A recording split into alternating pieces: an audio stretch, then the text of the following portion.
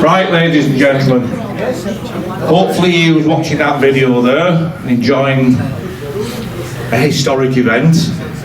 So, without further ado, I'd like to introduce you to our current Saints captain and England captain, who has just started a new role at the club. Can we give a big round of applause, please, to Jodie Cunningham?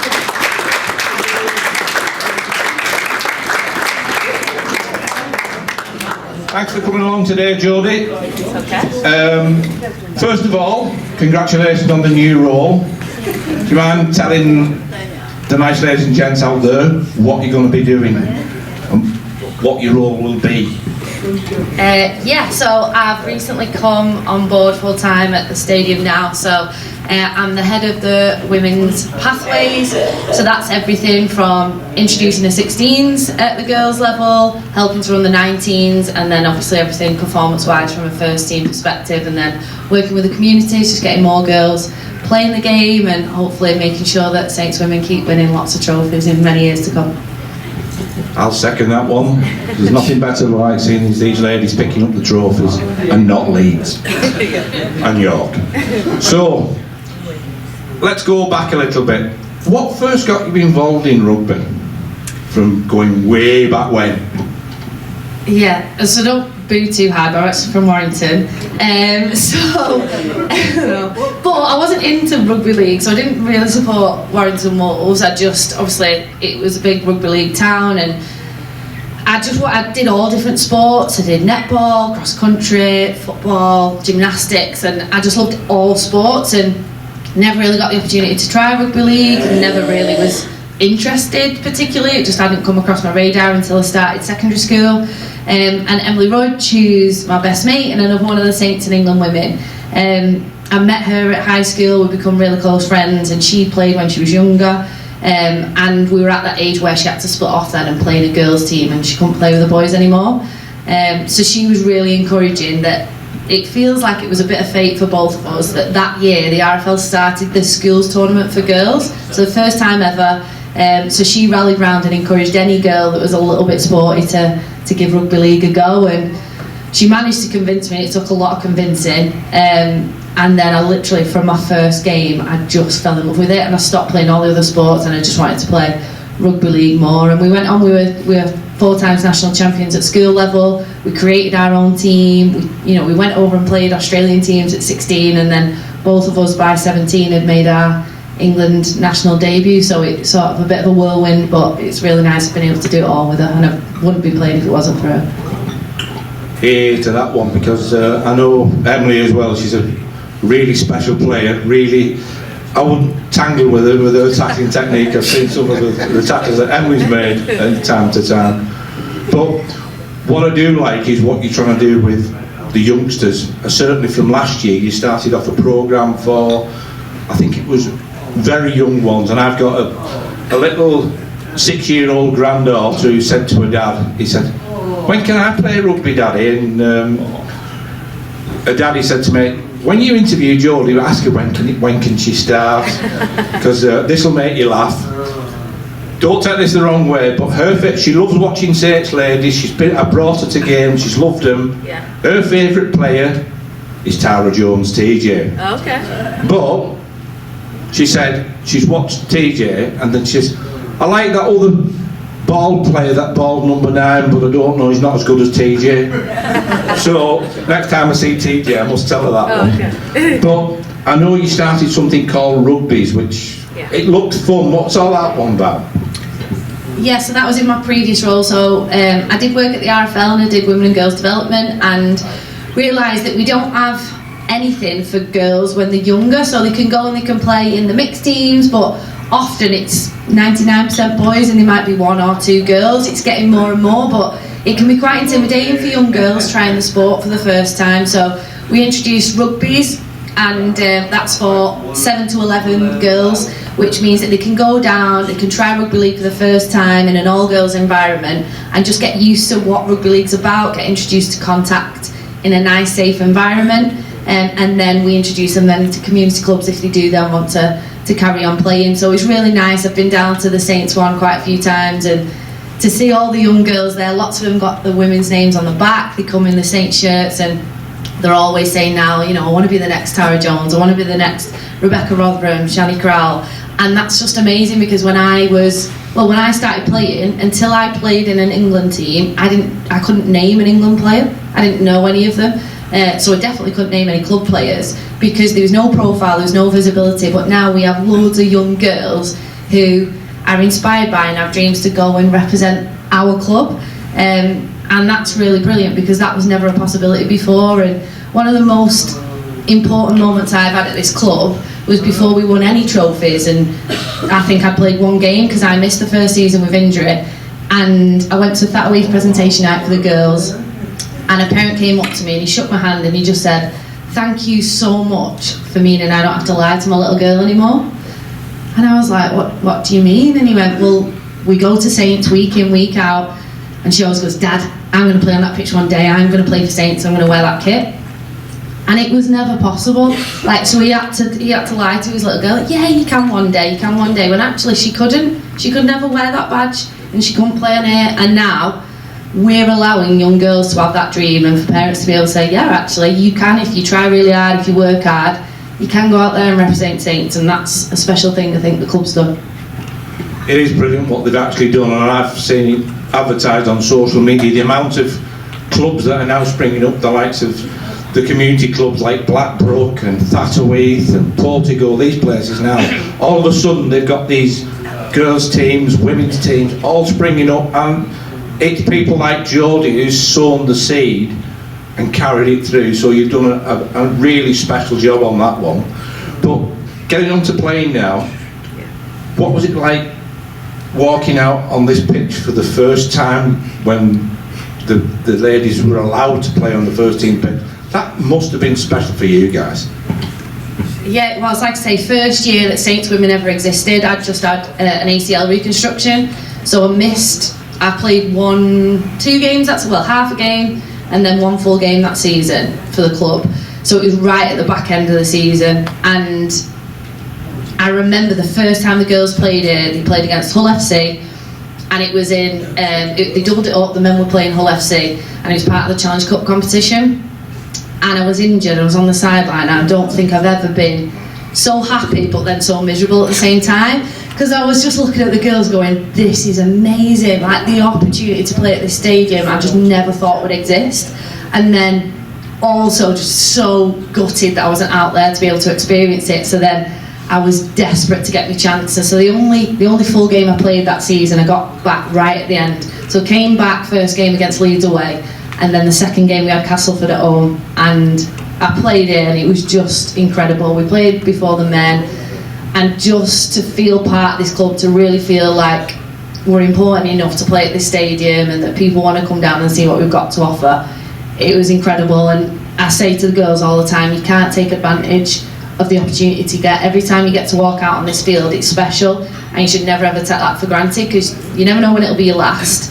And there's so many incredible women that have gone before you that never got opportunities like this. So yeah, trying to make sure I take advantage of every single time. It's just so special watching these ladies. You think watching the men's game it's hard, but some of these lot, my God, when they start getting the hits in, and I know Jodie, you've been on the end of some really, should we say, nasty little injuries and what have you. I think we've seen you in certain finals with black eyes and blood coming out, stuff shoved up your nose to stop it bleeding, you name it. I think you've been trying to rival John Wilkin at one spell for how we can Luke on that one. But moving on from the actually playing on here for the first time, how special was it to actually play in the hallowed turf of Wembley? To actually say we was the first women's team to play a Challenge Cup final at Wembley. That must be something epic. It was. It was, yeah. Honestly, I don't think I can put into words how important that day was for me personally and for the team, because like I talk about, you know, how important it was to play here and that I never thought the women would play here. To say that playing at Wembley was a dream, it's that makes it sound too realistic that it could have happened. That was a million miles away from where the women's game was. 7-8 years ago. That would, if someone had told you that in 2023 the women will play a double-header Challenge Cup at Wembley, you wouldn't have believed it. So when it became a possibility, to say I thought about it from every moment since it was announced it'd be there is genuine. That was all I could think about. All the pre-season it's always spoke about is we have to be part of that Wembley final.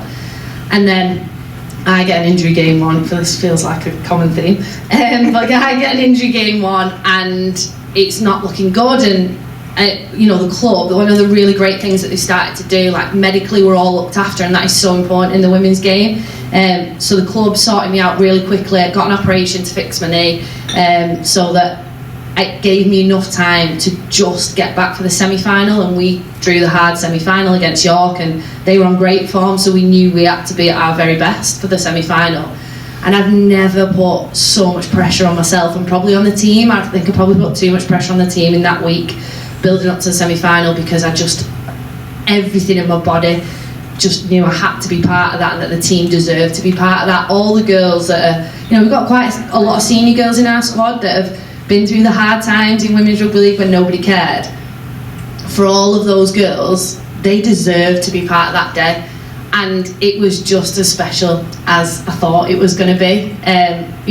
When that drop goal went over and when the whistle went in that semi-final, that was one where Rudgy had stitches after the game, I did, broken nose all over the place, but nothing could have torn us off that field, because we knew we were going to walk off as finalists for Wembley, or we were going to die on that pitch. Is basically our options. Me and Rudgy just wouldn't accept walking off as losers in that semi. So to get to Wembley, the build up to it and then walking out, it was so emotional for me, for my family.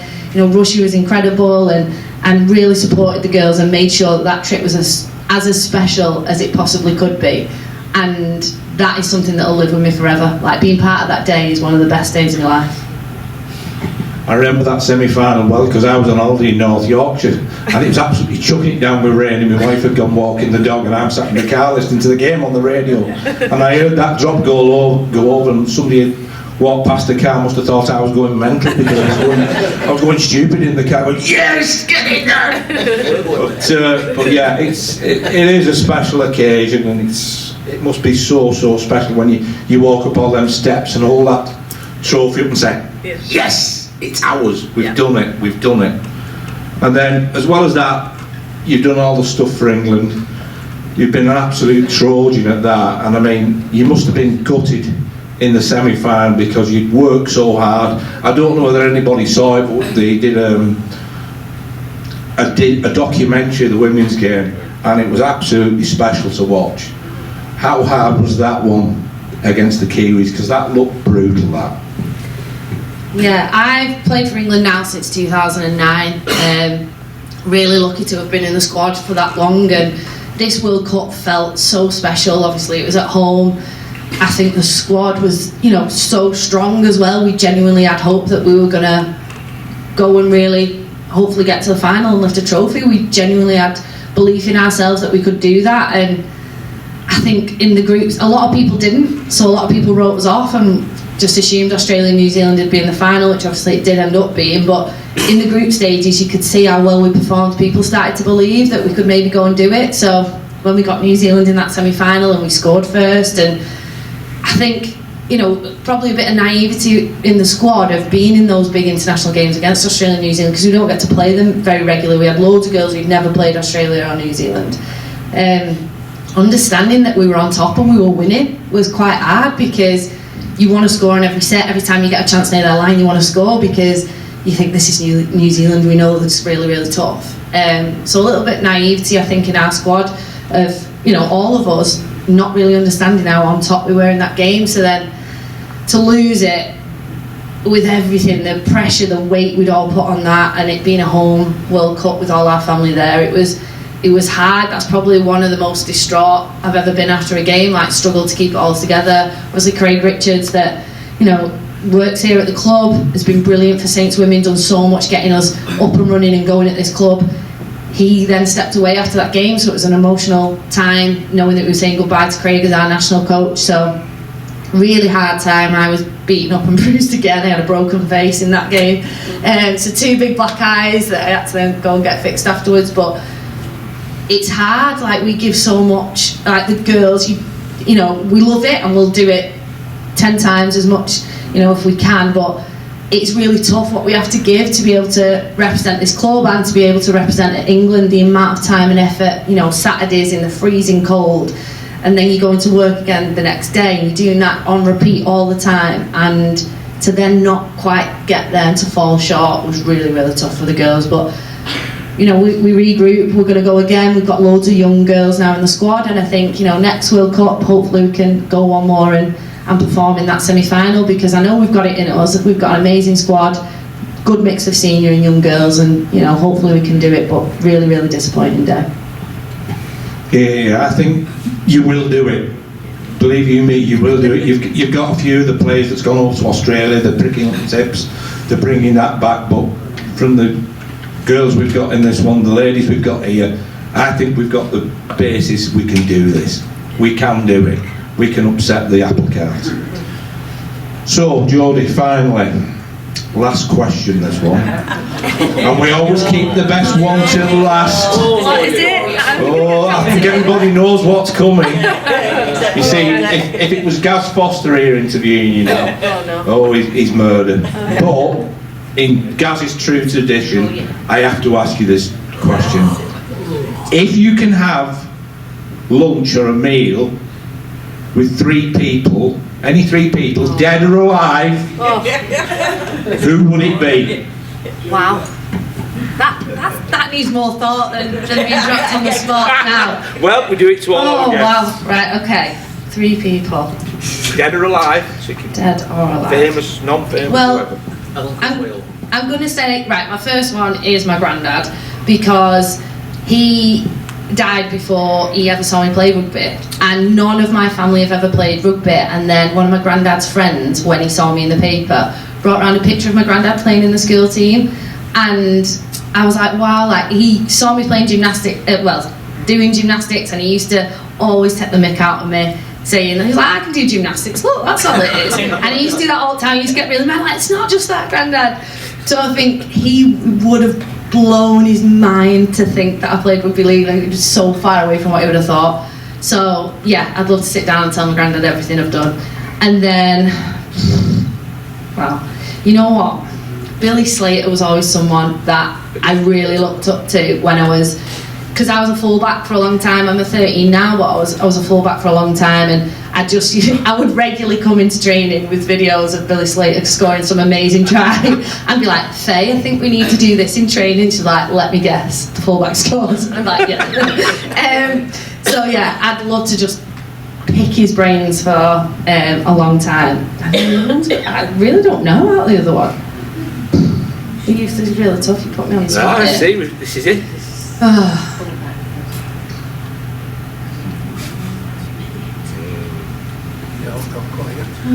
Won't be Rudgy, would it? No. I spend enough time with Roger.